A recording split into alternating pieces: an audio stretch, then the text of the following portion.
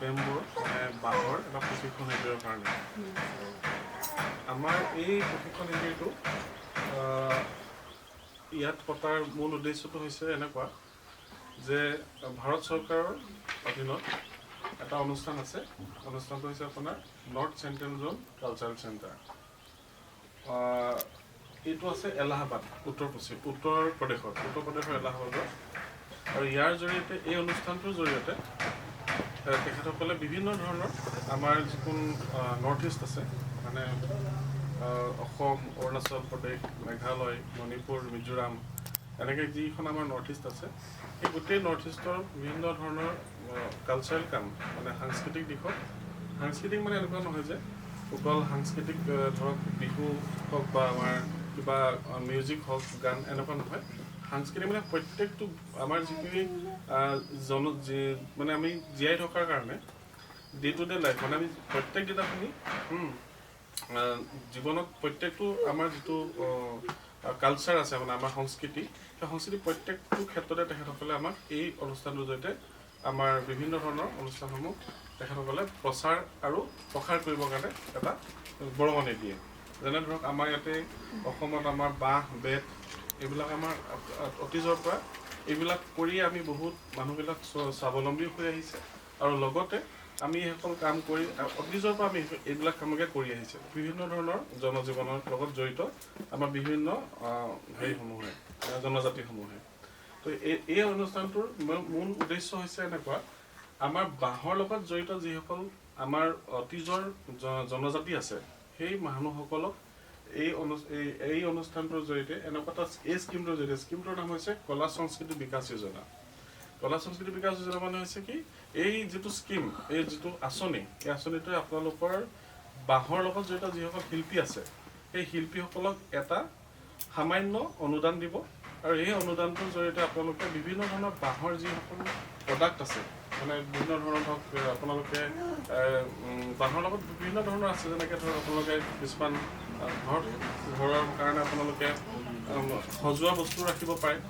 তাৰপিছতে বিভিন্ন ধৰণৰ প্ৰডাক্টবিলাক বনাই আপোনালোকে এখন এক্সিবিশ্যন কৰিম আমি। সেই এক্সিবিশ্যনটোত আপোনালোকে সেই প্ৰডাক্টবিলাক আকৌ বিভিন্ন ধৰণৰ মানুহে যাতে চাব পাৰে, কোনোবাই কিনিব, এনেকুৱা ধৰণৰ কাৰণে কৰিছে।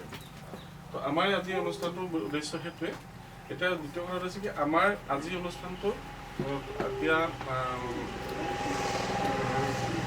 কালচাৰেল ফাংচনেল প্ৰডাকশ্যন গ্ৰাম স্কিমৰ আণ্ডাৰত আছে, এইটো মিনিষ্ট্ৰী অফ কালচাৰ। আমি এই অনুষ্ঠানটো ইয়াত পাতিবলৈ লোৱাৰ মূল উদ্দেশ্য হৈছে আমাৰ ইয়াৰে শ্ৰীযুত বিপুল দেৱীদেৱ, তেখেতে বিৰাট আগ্ৰহী এই ক্ষেত্ৰত আৰু বিভিন্ন বহুত সময়ৰ আগৰ পৰাই তেখেতে এনেকুৱাবিলাক কাম কৰি আহিছে। প্ৰথমে তেখেত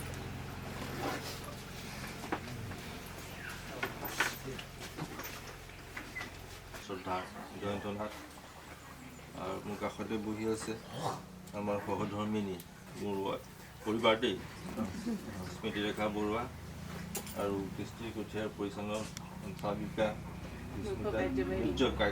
কাৰ্যবাহী বিষয়া বিস্মিতা দত্ত আৰু বিশিষ্ট সমাজকৰ্মী উপদ্বীপী অঞ্চলৰ বিপুল দেউৰী আৰু কৃষ্টি কঠীয়াৰ অন্যান্য বিষয়ববীয়াসকল, প্ৰশিক্ষকসকল আৰু পৰীক্ষাৰ্থীসকল। আচলতে বাঁহ আমাৰ জনজীৱনৰ এক অবিচ্ছেদ্য অংগ। আমি এই পৃথিৱীত এই মানুহৰ গছ গছনি যেতিয়া এটা বিৱৰ্তন হৈ গছ গছনিবিলাক হ'ল, বাঁহটো এটা আটাইতকৈ আগতে হোৱা এজোপা গছ। এই বিৱৰ্তনৰ বৈজ্ঞানিক কথাখিনি মই নকওঁ যে ই এটা ঘাঁহজাতীয় গছ। আমাৰ যিটো ঘাঁহ ইয়াত যে গজি থাকে সেই একেটা পৰিয়ালৰে হ'লগৈ বাঁহজোপা। চিন্তা কৰিবলৈ গ'লে কেতিয়াবা মই নিজেই আচৰিত হৈ যাওঁ, ই কেনেকৈ মানে তাৰ গৈ পেলাই এটা মানে চলিড এটা মানে কঠিন এটা বস্তু হৈ পেলাই ওপৰলৈ গৈ বহুত ওপৰলৈ গৈ আছেহি, কিন্তু তলত কিছুমান ঘাঁহ এনেই গজি আছে, কিন্তু পৰিয়াল একেটাই। কিন্তু এই বস্তুটো আমাৰ জনজীৱনৰ লগত ওতঃপ্ৰোতভাৱে সম্বন্ধ।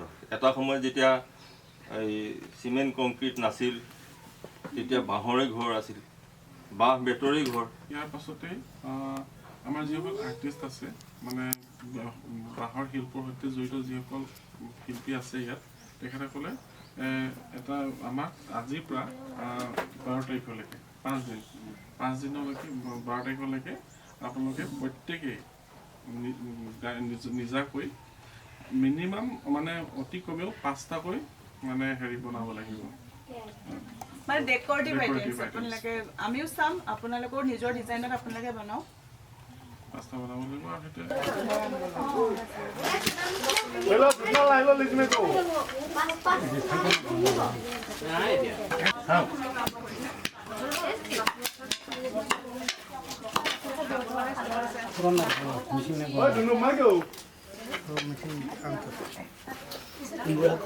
কোনটো বনাব কামাল বনাব না কি এইখিনিতে কৰিব নহয় এইটো চাই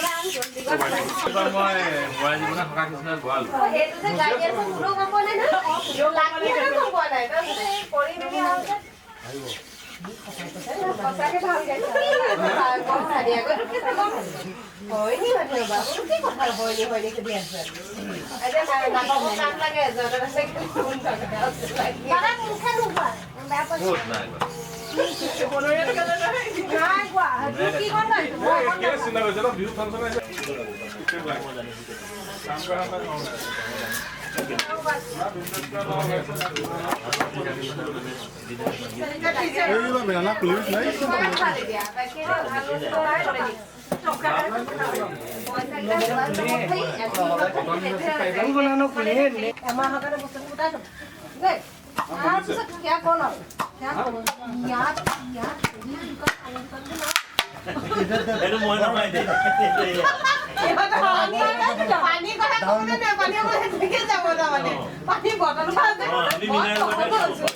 ইয়াত যদি গাড়ীত তেল নাইকিয়া হয়